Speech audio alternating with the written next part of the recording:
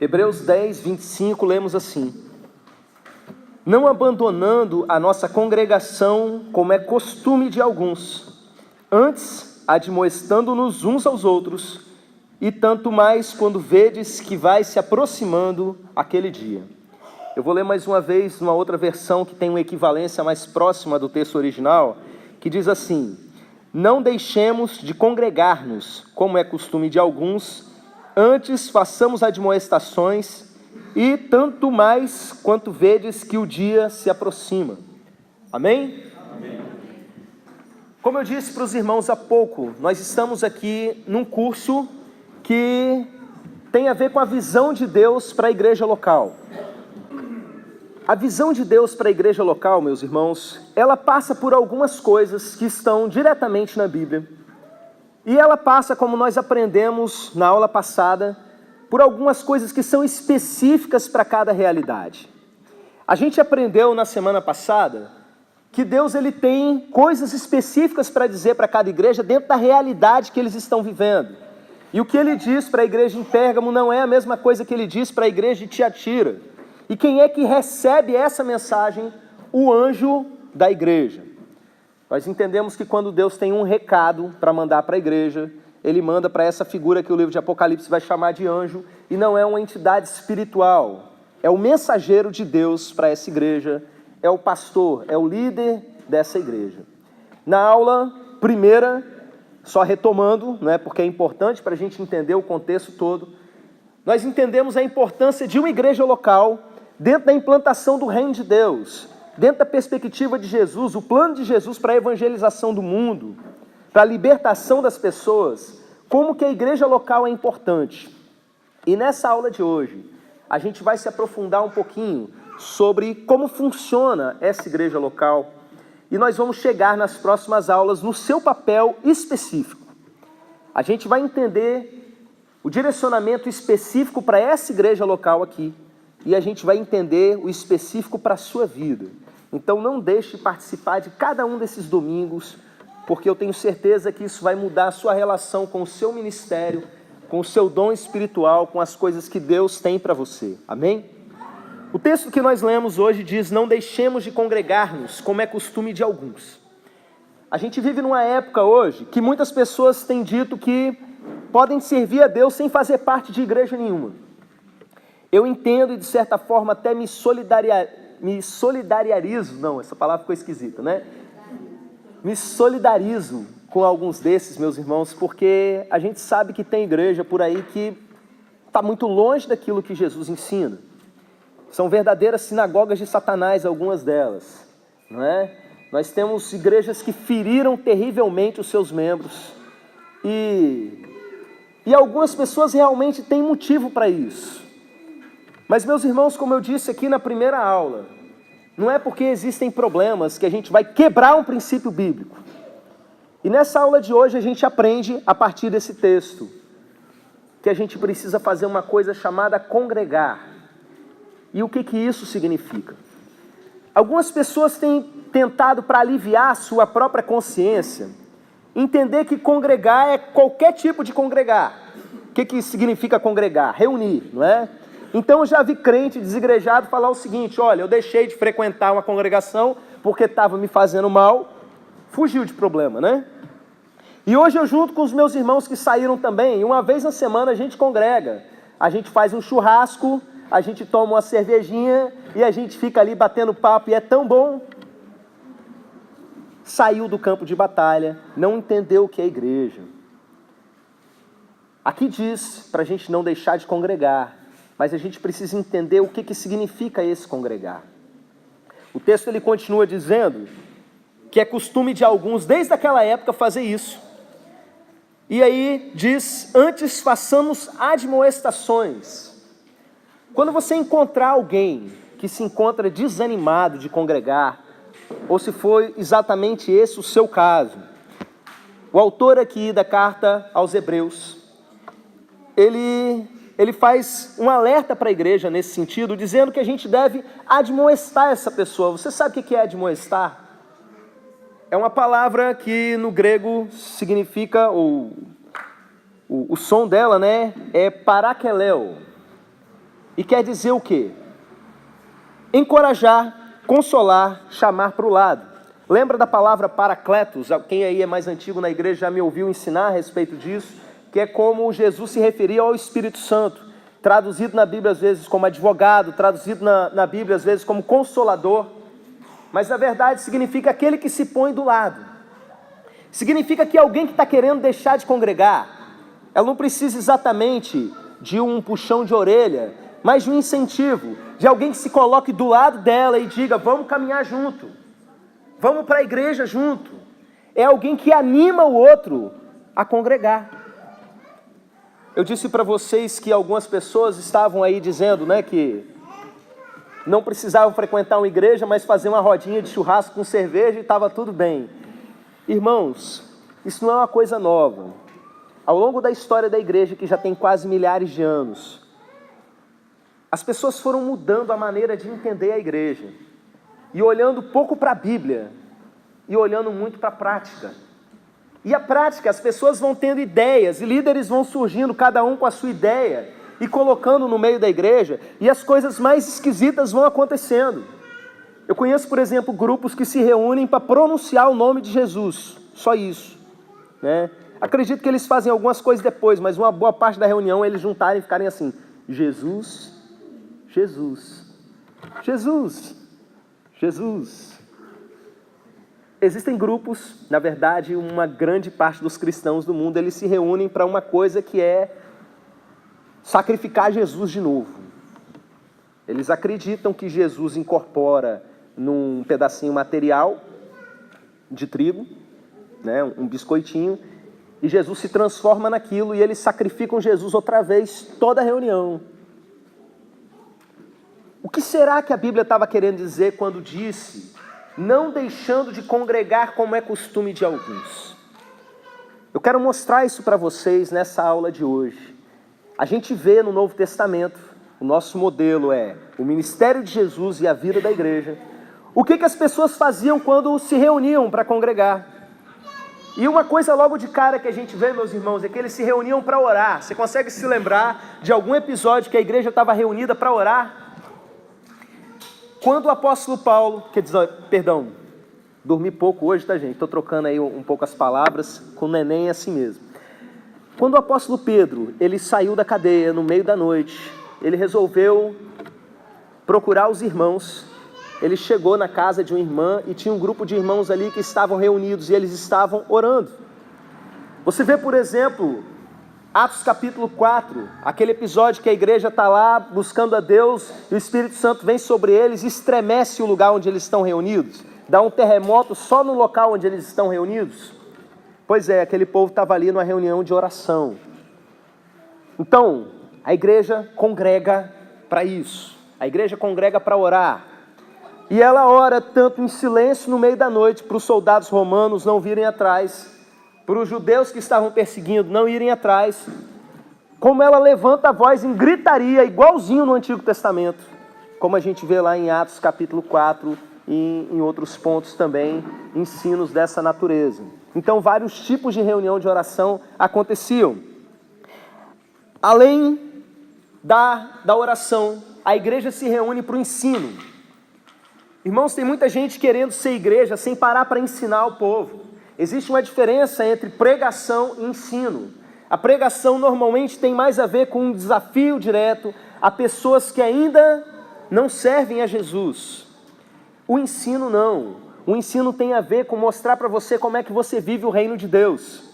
A maior parte do ministério de Jesus, embora ele tenha feito muitos milagres, embora ele tenha ajudado muita gente fisicamente, não é? A maior parte do ministério de Jesus foi voltado para o ensino. E quando ele reuniu os discípulos dele para subir aos céus, ele virou e disse o seguinte: agora vocês vão por todo mundo, ensinando a observar todas as coisas que eu vos tenho mandado. Quem aqui já passou em frente o campus principal da UFES, lá na Avenida Fernando Ferrari?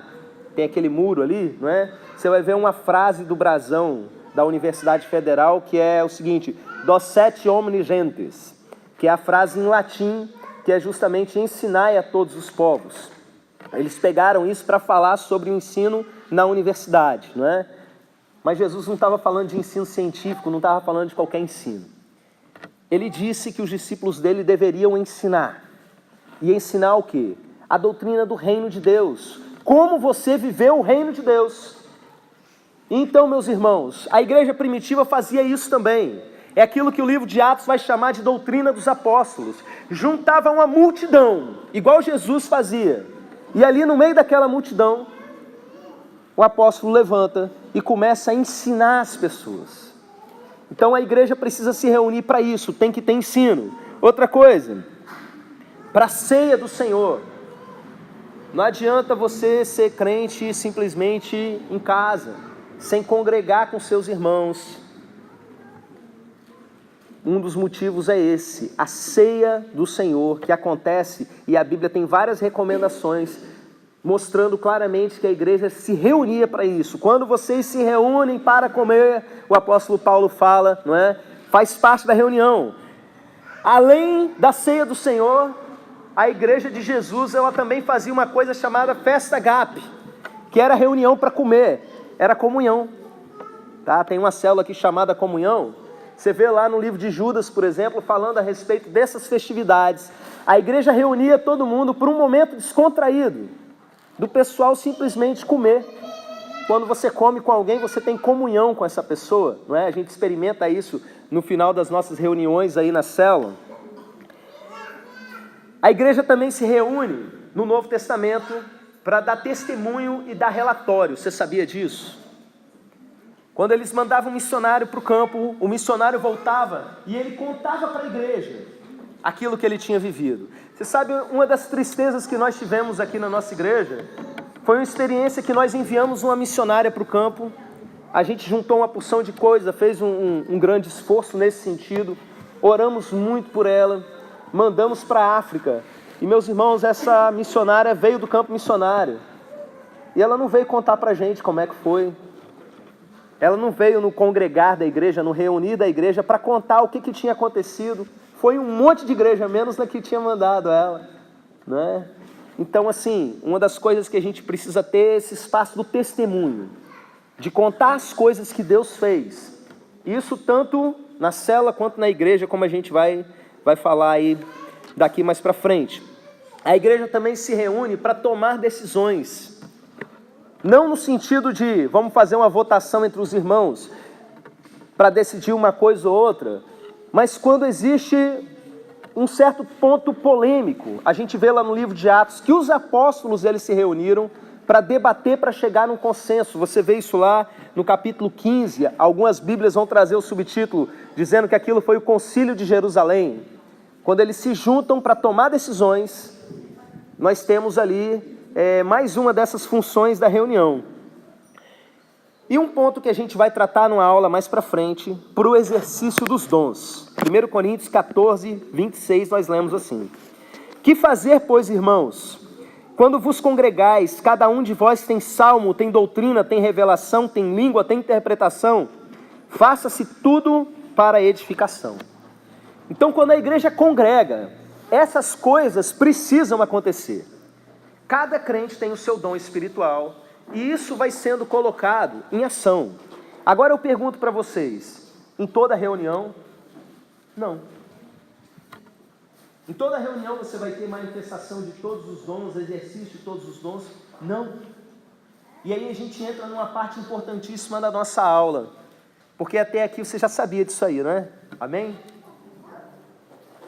O que eu vou falar agora para vocês, muitos de vocês até já sabem, mas eu preciso que além de vocês saberem, vocês dominem esse conteúdo. Você sabe por quê? Porque isso tem a ver com a visão da igreja, que Deus manda. E isso, meus irmãos, precisa ser protegido. A visão que Deus dá para a igreja, Satanás tenta derrubar essa visão. E olha, muitas vezes pessoas se aproximam da gente, muito bem intencionadas, irmãos de fé, e semeiam palavras amargas para tentar fazer com que a gente se desvie daquilo que Deus quer. Eu vou falar para vocês agora sobre uma coisa que, como eu disse, que vocês sabem, que são as duas formas de reunião da igreja. A igreja no Novo Testamento, ela se reunia numa grande multidão e ela se reunia de casa em casa, e exatamente como a gente faz aqui na nossa igreja. Mas ao mesmo tempo, meus irmãos, como muitas igrejas têm voltado a agir dessa maneira, têm voltado a esse princípio bíblico, voltado às origens, alguns têm até chamado isso de segunda reforma, dizendo que Lutero, ele fez uma reforma doutrinária, no conteúdo da mensagem, mas não na prática, e que agora essa reforma está voltando à estrutura prática da igreja. Seria como, usando aquela metáfora de Jesus, Lutero trouxe o vinho novo, mas os odres continuavam velhos, e precisava de um odre novo para receber esse vinho novo, que na verdade não aconteceu. Mas nas últimas décadas, igrejas do mundo inteiro têm voltado a esse princípio bíblico que a gente vai analisar. Mas, meus irmãos, como eu disse para vocês, em todo tipo de igreja, existem pessoas que sofreram verdadeiros abusos religiosos em igrejas ditas em célula. Igrejas que se reuniam em pequenos grupos, porque cada lugar do mundo, cada igreja vai chamar de um nome diferente, não é?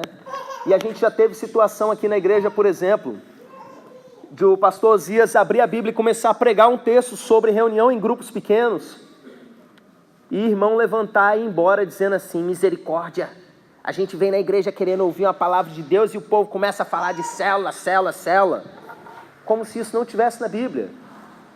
E se você é alguém que não está embasado na palavra para viver o que você vive, seu coração começa a se contaminar. A gente teve uma situação aqui na igreja, que uma irmã da nossa igreja começou a contaminar a outra que tinha célula na casa dela e que era uma bênção, para que ela não tivesse mais célula, dizendo que célula era uma coisa ruim.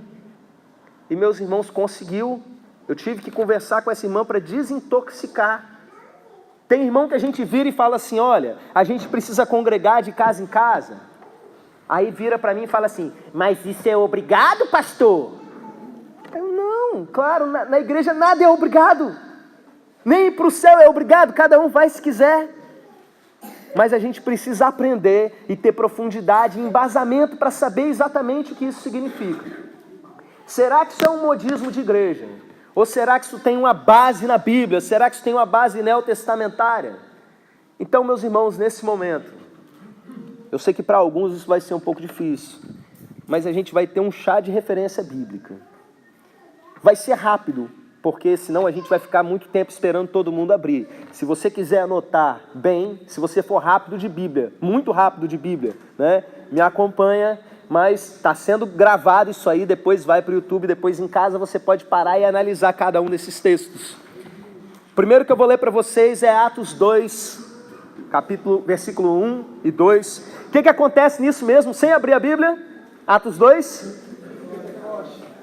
descida do Espírito Santo no dia de Pentecostes. Então vamos lá, Atos 2, 1. Ao cumprir-se o dia de Pentecostes, estavam todos reunidos no mesmo lugar. Olha aí, reunidos de novo, hein? De repente veio do céu um ruído, como que de um vento impetuoso, e encheu toda a casa onde estavam sentados. Irmãos, onde é que eles estavam? Eles estavam numa casa. Você já tinha parado para prestar atenção nisso? Texto conhecido, né? Os irmãos estavam dentro de uma casa. Mais precisamente num lugar de uma casa chamada cenáculo, que é o terraço. A gente vai ver essa expressão se repetindo. As casas das pessoas com mais condição financeira, ali no mundo greco-romano, eles tinham um terraço, que era chamado de cenáculo, e ali servia para algumas reuniões. Atos 2,46. E perseveravam unânimes todos os dias no templo e partindo pão em casa, comiam com alegria e singeleza de coração. Então, eles estavam no templo e eles estavam em casa. Lembrando que templo não é no mesmo sentido que nós temos hoje. Não era uma construção que eles tinham feito, era o templo de Jerusalém, mas era um local público para eles reunirem multidão. Então eles se reuniam em multidão para a doutrina dos apóstolos, mas eles também se reuniam de casa em casa. Atos 5:42. E todos os dias no templo e de casa em casa não cessavam de ensinar e de anunciar a Jesus o Cristo. Onde eles estavam? No templo, na multidão e de casa em casa. Por que é importante a gente entender isso, meus irmãos? Na célula de vocês tem gente que não quer vir para o templo. não quer reunir na multidão. Tem coisa na vida da igreja que só acontece aqui na multidão. A gente não dá estudo profundo, doutrina dos apóstolos na célula. Da mesma maneira, tem gente que só quer vir na reunião da multidão, só para o ensino geral, e perde todos os outros dons espirituais, e perde a comunhão, e perde todo o resto que a Bíblia ensina a respeito de igreja. Por quê? Porque foi contaminado por essas distorções que aconteceram ao longo dos séculos da igreja domingueira, da igreja que simplesmente está ali reunida, não é? Na grande multidão. E aí, meus irmãos, aqui também diz todos os dias. Você sabia que a nossa igreja reúne todos os dias? Aqui no templo, na multidão, nós temos quarta-feira e temos domingo. Mas de domingo a domingo nós temos células. O único dia da semana que nós não temos células é na quarta-feira. E por enquanto, até no domingo, na parte da tarde, a gente tem. Só que ainda assim a gente está reunido na multidão. Atos 12, 12.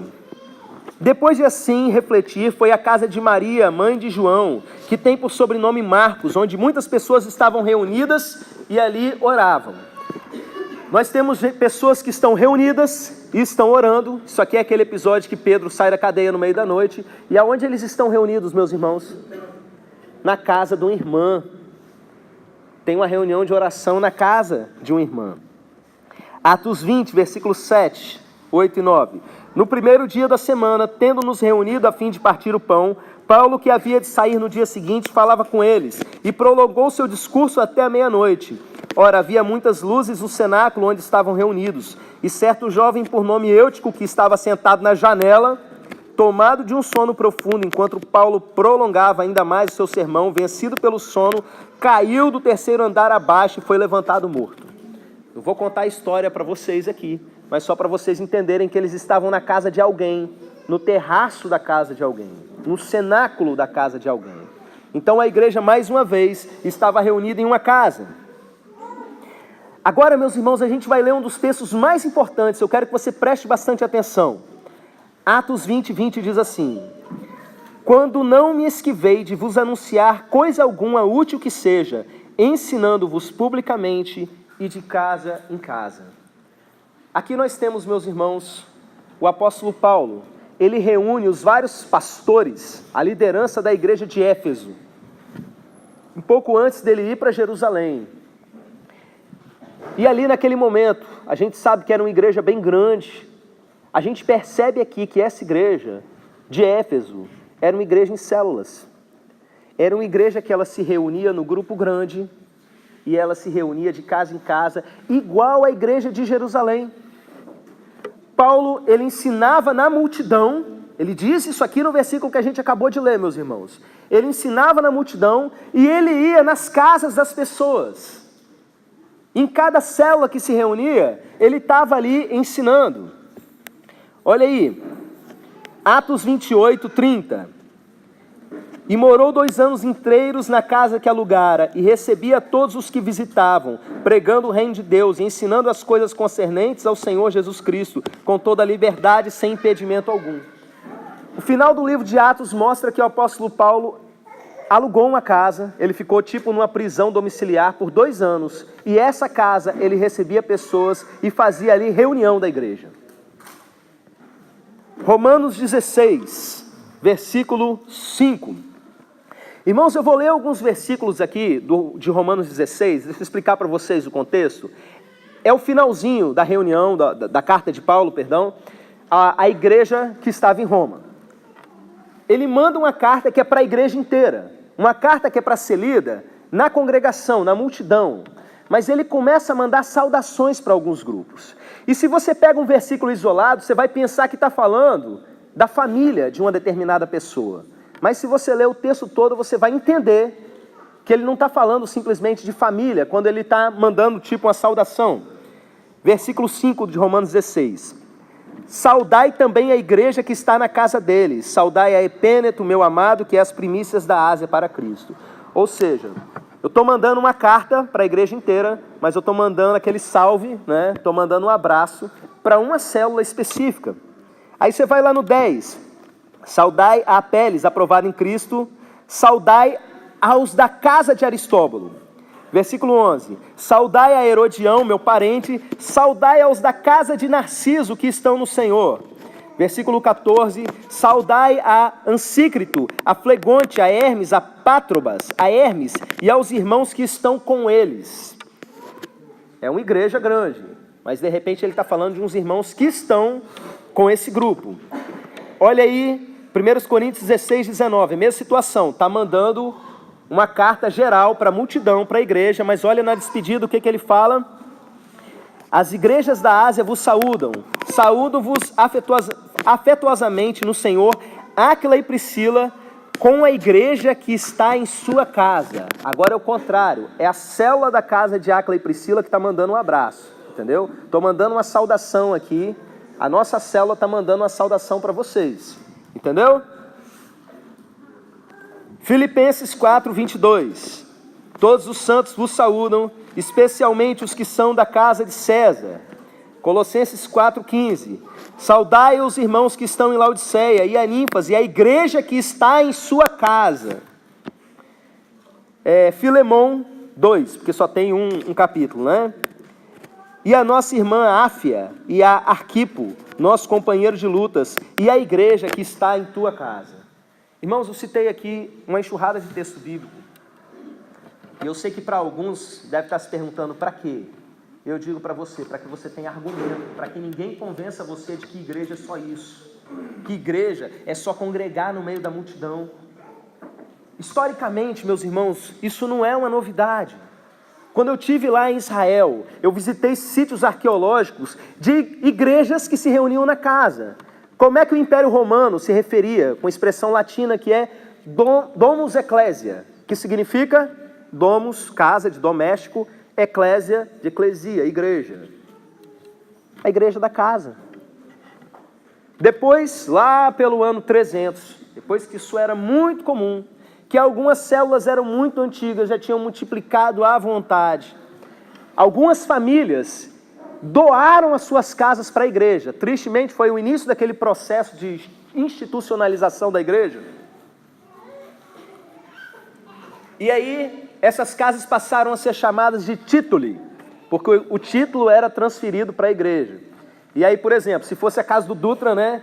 Imagina daqui a algumas gerações, a família Dutra vai lá e a Domus Ecclesia, a igreja na casa do Dutra, resolve fazer o terreno de doação para ficar para sempre ali, né, com a igreja. Aí eles chamam de Tituli Dutra. Aí daqui a pouco aquilo ali vira um tipo de catedral do Dutra, né, a Basílica de São Dutra. Alguma coisa assim. Esse processo foi acontecendo. E meus irmãos, no momento que isso aconteceu, que algumas dessas casas viraram tituli, e de tituli viraram basílicas. O povo foi deixando de congregar nas casas e foi quebrando esse princípio do Novo Testamento. Mas era uma coisa natural. Por que era algo tão natural? Irmãos, por causa de uma coisa, que é a parte final do nosso estudo aqui, uma coisa chamada hospitalidade. Você sabe o que é isso? O povo no Oriente sempre deu muito valor a você ser alguém hospitaleiro, a você conviver com pessoas de fora dentro da sua casa. E a Bíblia vai dizer isso, não é? Eu não vou ler todos os textos para vocês. Acudiu os santos na necessidade, exercei a hospitalidade, Romanos 12, 13.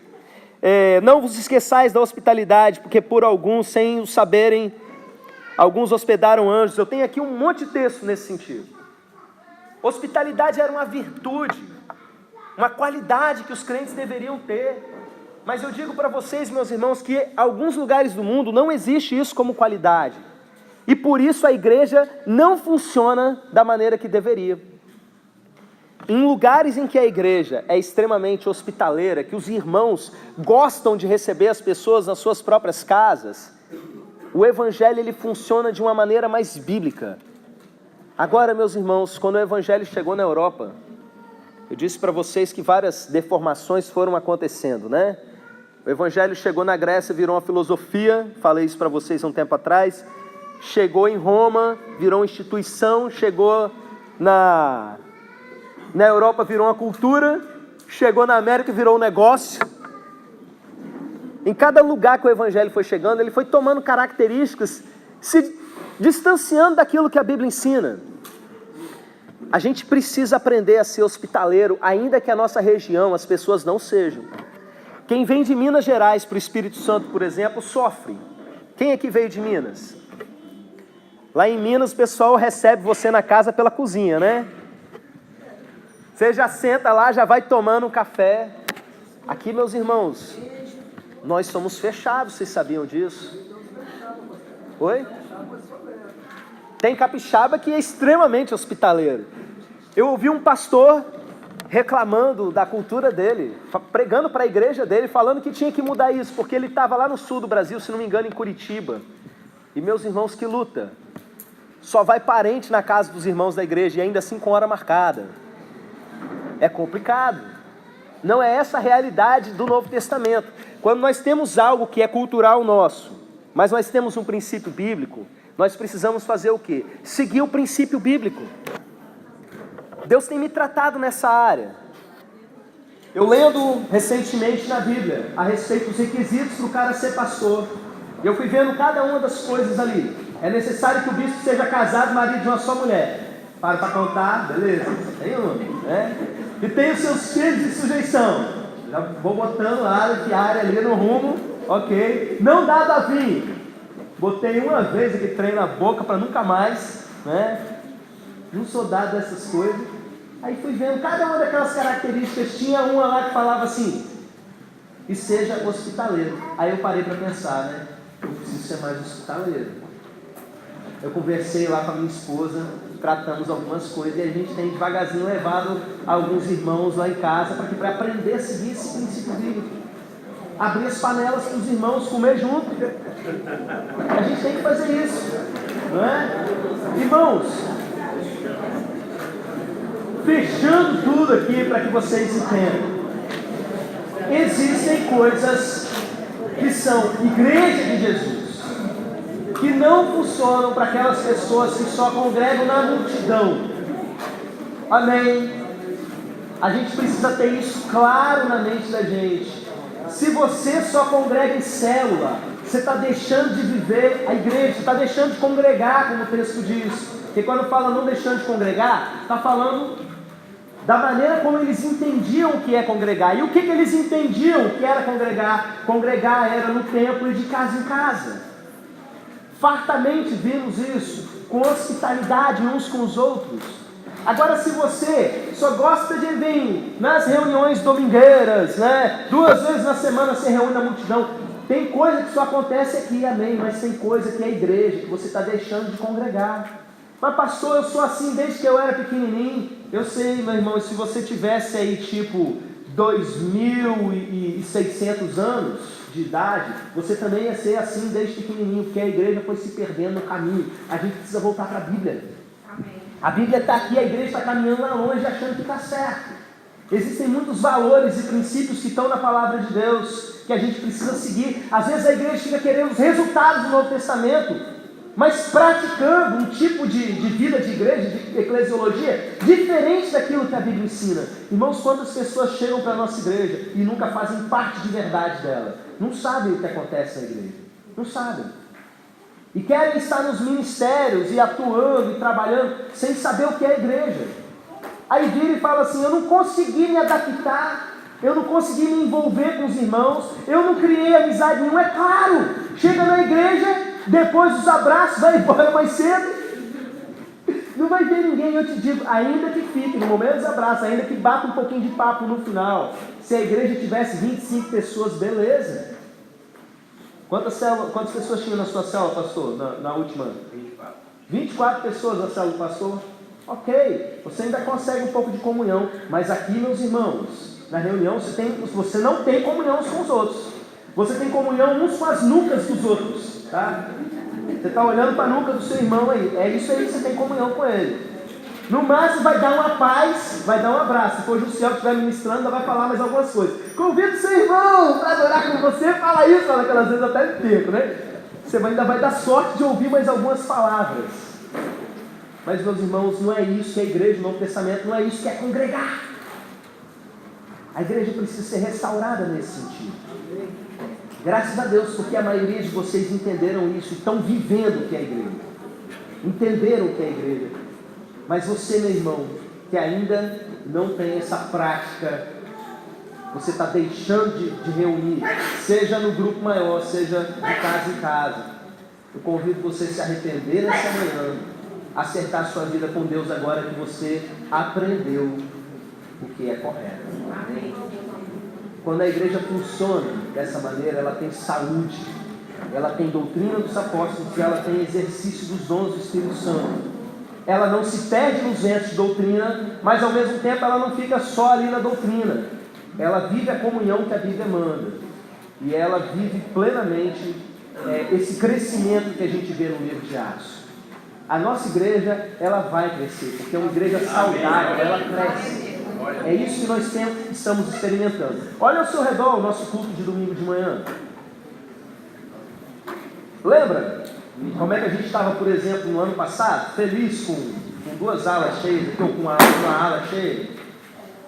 Eu digo para vocês, meus irmãos, até o final desse curso, mais ou menos um mês aí para frente, a gente vai estar bem mais cheio. E até o final do ano isso vai ser algo permanente. Você precisa entender essa importância. Reunir o templo e de casa em casa, senão você não vai viver o que é a igreja. Vou terminar essa mensagem lendo com vocês de novo o versículo que nós começamos lá de Hebreus 10, 25, que diz assim: não abandonando a nossa congregação, ou na outra versão, não deixemos de congregar-nos, como é costume de alguns. Antes, façamos admoestações, e tanto mais quando vedes que o dia se aproxima. Amém? Vamos colocar de pé, vamos orar.